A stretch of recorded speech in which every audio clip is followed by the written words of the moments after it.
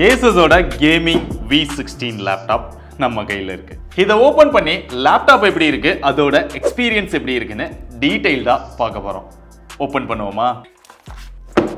பாக்ஸ்குள்ள எப்பயும் இருக்கிறது தான் இருக்குது. வித்தியாசமா ஏதாவது கொடுத்துருப்பாங்களான்னா இல்லை, ஏன்னா ஆல்ரெடி ஓப்பன் பண்ணிட்டோம். ஸோ ஓப்பன் பண்ணால் மேலேயே லேப்டாப் இருக்குது. கையில் எடுத்தால் ஒரு பல்கான வெயிட் மாதிரி தான் தெரியுது.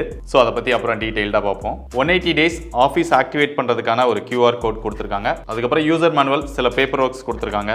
150 வாட்கான சார்ஜிங் அடாப்டர். அவ்வளோதான் பாக்ஸ்குள்ளே இருக்குது. இப்போ லேப்டாப்பை பற்றி டீட்டெயில்டாக பார்ப்போம். First design. லேப்டாப்போட மேலே பார்த்தோம் அப்படின்னா ஃபுல்லாகவே மேட் ஃபினிஷ் தான் கொடுத்துருக்காங்க.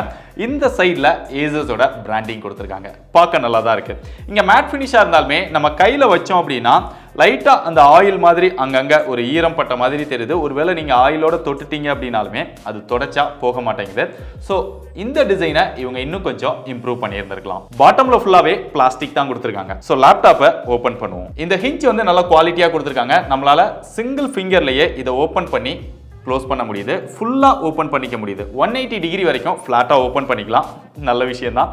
பட் அவ்வளோ தூரம் ஓப்பன் பண்ணி யார் யூஸ் பண்ண போகிறாங்க அப்படின்னு தெரியல. ஃப்ரண்ட்டில் வந்தால் இங்கேயுமே ஏசஸோட பிராண்டிங் இருக்குது. கீழே மேலே வந்து வெப்கேம் கொடுத்துருக்காங்க. அதுக்கு அந்த பிரைவேசி ஷட்டரும் கொடுத்துருக்காங்க. நமக்கு தெரியாமல் யாராவது கேமராவை யூஸ் பண்ணுறாங்களோ அப்படிங்கிற பயமே தேவையில்ல. டக்குன்னு சுவிட்சை போட்டு ஆஃப் பண்ணிடலாம்.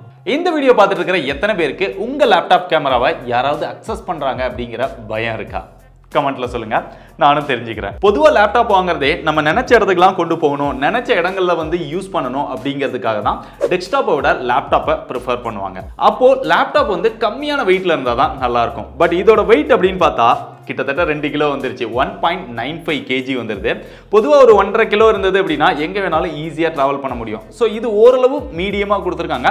பட் இன்னுமே வெயிட்லெஸ்ஸாக கொடுத்துருந்துருக்கலாம். அதனால தான் லேப்டாப்பை தொடும்போதே நமக்கு கொஞ்சம் பல்கா இருக்கிற மாதிரி ஒரு ஃபீல் இருக்குது. லேப்டாப்போட போர்ட்ஸ் அப்படின்னு பார்த்தா ஃபர்ஸ்ட் வந்து சார்ஜிங் போர்ட் கொடுத்துருக்காங்க. கொஞ்சம் ஒரு டிஃப்ரெண்டான பின் மாதிரி கொடுத்துருக்காங்க.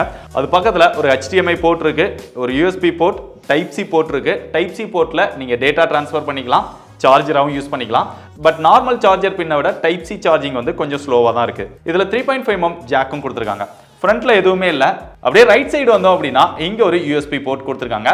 இதுல RJ45 பின் இல்லை. லேண்ட் போர்ட் இல்லாதது ஒரு கேமிங் லேப்டாப்க்கு ஒரு பெரிய நெகட்டிவா நான் பார்க்குறேன்.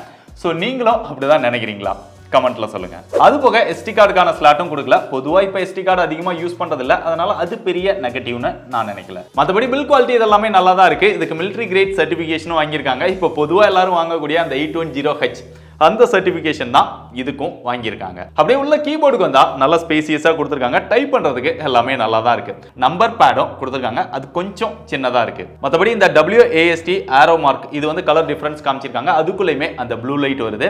இதுக்கு பேக் லைட் வந்து கொடுத்துருக்காங்க. ஆனால் சிங்கிள் கலர் தான் கொடுத்துருக்காங்க. ப்ளூ கலர் மட்டும் தான் இருக்கு. பொதுவாக இவ்வளோ பிரைஸ் போட்டு லான்ச் பண்றாங்க. இந்த பிரைஸ் செக்மெண்ட்ல இருக்கக்கூடிய மற்ற லேப்டாப்ஸ் கூட கம்பேர் பண்ணும்போது இவங்க RGB லைட்டே கொடுத்துருந்துருக்கலாம். ஸோ மல்டிபிள் கலர்ஸ் கொடுத்துருந்தாங்க அப்படின்னா நல்லா இருந்திருக்கும். இருந்தாலுமே இந்த ப்ளூ கலருமே நல்லா தான் இருக்கு. இதுவுமே அந்த பிரைட்னஸை வந்து நம்ம தேவைக்கு தகுந்த மாதிரி அட்ஜஸ்ட் பண்ணிக்க முடியுது. அதுபோக கோபைலட்க்கு டெடிகேட்டட் கீ கொடுத்துருக்காங்க. அப்படியே கீழே வந்தா ஒரு நல்ல பெரிய ட்ராக் பேட் கொடுத்துருக்காங்க. யூஸ் பண்றதுக்கு நல்லா இருக்கு, பெஸ்ட்டாகவும் இருக்குது. நிறைய ஜெஸ்டர்ஸும் சப்போர்ட் பண்ணுது. வால்யூம் அட்ஜஸ்ட் பண்றது, பிரைட்னஸ் அட்ஜஸ்ட் பண்றது, இந்த மாதிரியான விஷயங்களும் சப்போர்ட் பண்ணுது. அப்படியே மேல டிஸ்பிளேக்கு வந்தா இங்க 16 இன்ச் கொடுத்துருக்காங்க. இது ஒரு 16 இன்ச் லேப்டாப் தான். பட் ஃபுல் HD டிஸ்பிளே கொடுத்துருக்காங்க. IPS LCD பேனலோட கொடுத்துருக்காங்க. 144 Hz ரெஃப்ரெஷ் ரேட் கொடுத்துருக்காங்க. இது LCD டிஸ்பிளே அப்படிங்கிறதுனால பிரைட்னஸ் வந்து கொஞ்சம் கம்மியா தான் இருக்கு. 300 nits கொடுத்துருக்காங்க. இன்டோர்ல யூஸ் பண்ணும்போதெல்லாம் நல்லா பிரைட்டா இருக்கு. கலர்ஸ் எல்லாம் நல்லா ரிச்சா தெரியுது, நல்ல டீடைல்டா தெரியுது. இது ஆன்டி கிளேர் டிஸ்பிளே அப்படின்னு சொல்றாங்க. பொதுவா எந்த ஒரு கிளாருமே அடிக்கல. வியூவிங் எக்ஸ்பீரியன்ஸ் நல்லா தான் இருக்கு. பொதுவா லேப்டாப் வந்து அவுட்டோர்ல டைரக்ட் சன்லைட்ல எல்லாம் யாரும் யூஸ் பண்ண போறது இல்ல. அதனால இந்த பிரைட்னஸ் வந்து போதுமானது அப்படின்னு தான் நான் நினைக்கிறேன். இல்ல ஸ்கிரீன் டு பாடி ரேஷியோ 89% கொடுத்துருக்காங்க. இதுபோக போட்டோஷாப், வீடியோ எடிட்டிங் இதெல்லாம் ஒர்க் பண்ணும்போது அந்த கலர் ரீப்ரொடக்ஷன் இதெல்லாமே நல்லா தான் இருக்குது. ஓவராலா டிஸ்பிளே எக்ஸ்பீரியன்ஸ் வந்து ஓகேவா இருக்கு. பட் டிஸ்பிளே நல்லா இருந்தாலுமே மூவிஸ் இதெல்லாம் பார்க்கும்போது சவுண்ட் எக்ஸ்பீரியன்ஸும் பெட்டரா இருக்கணும். ஆனா இதுல சவுண்ட் எக்ஸ்பீரியன்ஸ்க்காக 2 ஸ்பீக்கர் கொடுத்துருக்காங்க. 2 ஸ்பீக்கர் இருந்தாலுமே இங்க கொஞ்சம் லவுடு கம்மியா தான் இருக்கு. சுத்தமா பேஸ் இல்லவே இல்லை. இவ்வளோ காஸ்ட்லியான ஒரு லேப்டாப் வாங்கிட்டு சவுண்ட் எக்ஸ்பீரியன்ஸ் பெட்டரா இல்லை அப்படின்னா அது கண்டிப்பா நம்மள டிசப்பாயிண்ட் பண்ணும். ஸோ ஒருவேளை நீங்க இந்த லேப்டாப் வாங்கினாலுமே உங்களுக்கு பெட்டரான சவுண்ட் எக்ஸ்பீரியன்ஸ் வேணும் அப்படின்னா கண்டிப்பா ஹெட்ஃபோன் யூஸ் பண்ணிக்கோங்க. ஏன்னா இதோட சவுண்ட் வந்து நீங்க ரொம்ப அமைதியான சத்தமே இல்லாத இடங்கள்ல யூஸ் பண்றீங்க அப்படின்னா கேட்கறதுக்கு நல்லா இருக்குது. பட் ரொம்ப சத்தமா சவுண்டான இடங்கள்லாம் இருக்கிறீங்க அப்படின்னா இந்த சவுண்ட் பத்தவே பத்தாது. அதே மாதிரி வீடியோ கான்ஃபரன்சிங், ஜூம் மீட்டிங் இதெல்லாமே அட்டெண்ட் பண்றோம் அப்படின்னா இந்த கேமரா 1080p கொடுத்திருக்காங்க. அதோட குவாலிட்டி வந்து ஓரளவு ஓகேவா இருக்குது. பட் சவுண்டுமே ஓரளவு நம்ம என்ன பேசுறோம் அப்படிங்கிறது அதுல வந்து கிளியரா கேக்குது. அதுக்கு இது ஓகேவா இருக்கும். இதோட software Windows 11 Home Edition pre இன்ஸ்டால்டா கொடுத்துறாங்க. அது போக ஒரு சில Asusோட ஃபீச்சர்ஸ், அவங்களோட சாஃப்ட்வேர் இதெல்லாமே கொடுத்திருக்காங்க. இதுல பெர்ஃபார்மன்ஸ்க்காக இன்டெலோட 5210H அப்படிங்கிற ஒரு ப்ராசஸர் வந்து கொடுத்திருக்காங்க. இதே இதிலே வந்து இன்டெலோட Core 7 ப்ராசஸர் 240H அப்படிங்கிற ஒரு மாடலும் இருக்கு.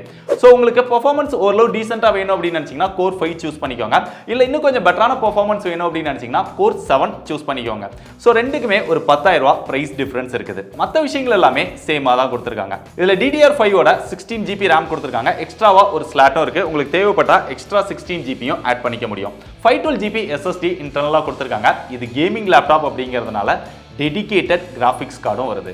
NVIDIAவோட RTX 4050 6GB கொடுத்திருக்காங்க. அதனால பெர்ஃபார்மன்ஸ் எல்லாமே நல்லா இருக்குது. இது போக ஹீட்டர் ரெடியூஸ் பண்றதுக்காக இவங்களோட ஓன் ஐஸ் கூல் தெர்மல் டெக்னாலஜியும் யூஸ் பண்ணியிருக்கிறதா சொல்றாங்க. பட் நம்ம பெஞ்ச்மார்க் ஸ்கோர் இதெல்லாம் டெஸ்ட் பண்ணோம். அது போக கேமிங் இதெல்லாம் ஹெவியா ப்ளே பண்ணும்போது இந்த கீபோர்ட்ல வந்து அந்த வார்ம் வந்து நல்லாவே தெரியுது. அது போக ரொம்ப ஹீட் அதிகமாகும் போது அதை ரெடியூஸ் பண்றதுக்காக இதுல 2 ஃபேன் வந்து கொடுத்திருக்காங்க. சோ அந்த ஃபேன் ரன் ஆகும்போது அந்த நாய்ஸ் வந்து கொஞ்சம் நம்மள டிஸ்டர்ப் பண்ற மாதிரி தான் இருக்கு. பட் ஃபேன் ரன் ஆகாத டைம்ல அந்த நாய்ஸ் எல்லாம் ஓகேவா தான் இருக்கு. இதோட பெஞ்ச்மார்க் ஸ்கோர்னு பார்த்தா Geekbenchோட சிங்கிள் கோர் ஸ்கோர் வந்து 1493 வருது. மல்டி கோருக்கு வந்து 6587 வந்தது. GPUக்கு 68000க்கு மேல வந்தது. PC Mark 10 வந்து 3836 வந்தது. 3D மார்க்கோட ஸ்கோர் 1223. சினிபெஞ்சோட GPU ஸ்கோர் வந்து 6511 வந்தது. அதே சிங்கிள் கோர் 100 மல்டி கோர் 451 வந்தது. சோ ஸ்கோரை வச்சு பார்க்கும்போது இதோட பெர்ஃபார்மன்ஸ் இந்த பிரைஸுக்கு பெஸ்ட்டாவே தான் இருக்குது. மற்றபடி நம்ம சில கேம்ஸும் ப்ளே பண்ணி டெஸ்ட் பண்ணி பார்த்தோம். நல்லா ஸ்மூத்தாவே ப்ளே பண்ணிக்க முடியுது. இப்போ Photoshop Premiere Proல சில வீடியோஸ் எல்லாம் ரெண்டர் பண்ணி பார்த்தோம். ஹெவியான வீடியோஸ் எல்லாமே நம்ம ரெண்டர் பண்ணி பார்த்தோம். எடிட்டிங் எல்லாம் நல்லா ஸ்மூத்தா இருக்குது. ரெண்டரிங்குமே ரொம்ப ஃபாஸ்டா இருக்குது. சோ நீங்க எடிட்டிங் சம்பந்தமா யூஸ் பண்றீங்க அப்படினாலுமே இதோட எக்ஸ்பீரியன்ஸ் பெஸ்ட்டா தான் இருக்குது. பெர்ஃபார்மன்ஸ்க்கு தகுந்த மாதிரியே இதோட பேட்டரி பெர்ஃபார்மன்ஸும் சூப்பரா இருக்கு. இதோட பேட்டரி கெபாசிட்டி 63 வாட் கொடுத்திருக்காங்க. ஏற்கனவே சொன்ன 150 வாட்கான சார்ஜிங் அடாப்டர் கொடுத்திருக்காங்க. அதை யூஸ் பண்ணி சார்ஜ் பண்ணும்போது ஒரு 2 hours டைம் எடுத்துருது. பேட்டரியோட பெர்ஃபார்மன்ஸ் அப்படின்னு பார்த்தா நீங்க ஓரளவு லைட்டான டாஸ்க் இதெல்லாம் பண்றீங்க, இல்ல மூவிஸ் பாக்குறீங்க, இந்த மாதிரியான விஷயங்கள்லாம் பண்ணும்போது ஒரு 6 to 7 hours வரைக்கும் பேட்டரி லைஃப் தாராளமா வருது. இல்ல ஹெவியா நீங்க யூஸ் பண்றீங்க அப்படினாலுமே உங்களுக்கு பேட்டரி பெர்ஃபார்மன்ஸ் ரொம்பவே நல்லா இருக்குது.